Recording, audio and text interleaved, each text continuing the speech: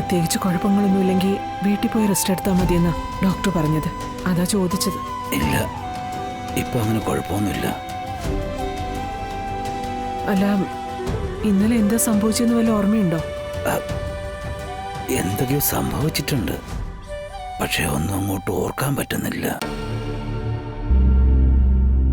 പിന്നെ ഇന്നലെ ഉപേന്ദ്രൻ വന്നിരുന്നല്ലേ?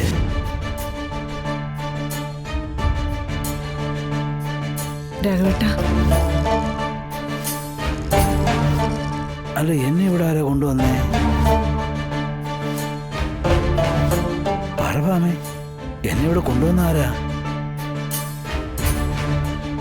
കൊണ്ടുവന്നത് ശാലിനിയാണ് അച്ഛാ.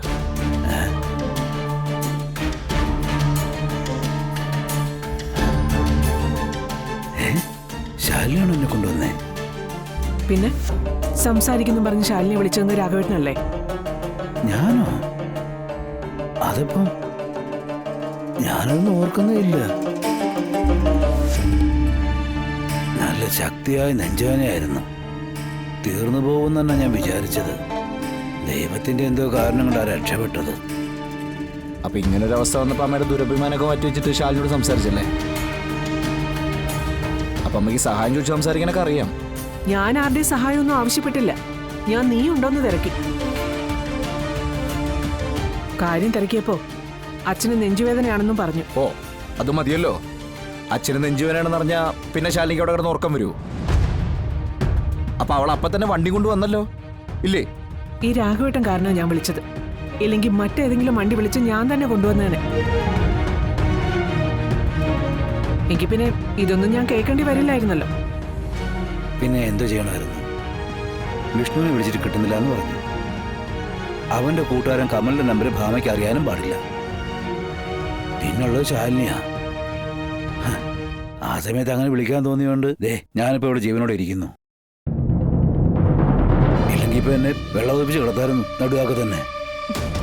അല്ലെങ്കിലും ഞാൻ ചെയ്യുന്നതൊന്നും രാഘവേട്ടന് കണ്ണി പിടിക്കില്ലല്ലോ. ഇതുവരെ ഞാൻ ചെയ്തതൊക്കെ വേസ്റ്റ്. ഇതെനിക്ക് കിട്ടണം. കഷ്ടപ്പെടാൻ ഞാനും കയ്യടി വാങ്ങിക്കാൻ മറ്റുള്ളവർ. എന്നെ ഹോസ്പിറ്റലും എന്തിനിപ്പോ ഇങ്ങനെയൊക്കെ സംസാരിക്കുന്നേ? ശാലിനി, ഇതൊരു നല്ല കാര്യമില്ലേ? നല്ല കാര്യം ചെയ്ത നല്ല കാര്യമാണെന്ന് പറയുന്നത് വേണം. അതൊന്നും പറഞ്ഞാലേ ഇതൊക്കെ മനസ്സിലാവില്ല. അതിനെ മനസ്സിലപ്പോ നന്മയൊക്കെ വേണേ.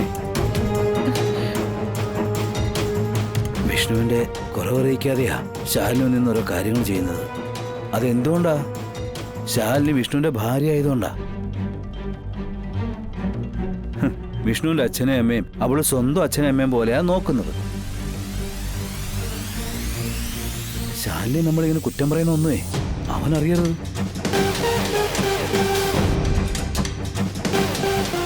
അപ്പൊ അറിഞ്ഞാലേ അവനോട് കിടന്ന് ബഹളം ഉണ്ടാക്കും. അല്ലെങ്കിൽ ഇത്രയൊക്കെ ഉപകാരങ്ങൾ എഴുതുന്ന അവന്റെ ഭാര്യയെ നമ്മൾ കുറ്റം പറയുന്നത് ശരിയാണോ?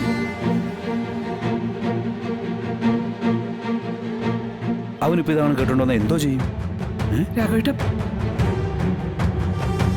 പറഭാമേ, അവൻ കേട്ടോണ്ടോന്നെങ്കിൽ എന്തോ ചെയ്താന്? അച്ഛനിത് ആരുടെ കാര്യം പറയണേ? വേറെ ആരുടെ കാര്യമാ? വിഷ്ണുവിന്റെ ആരും തന്നെ.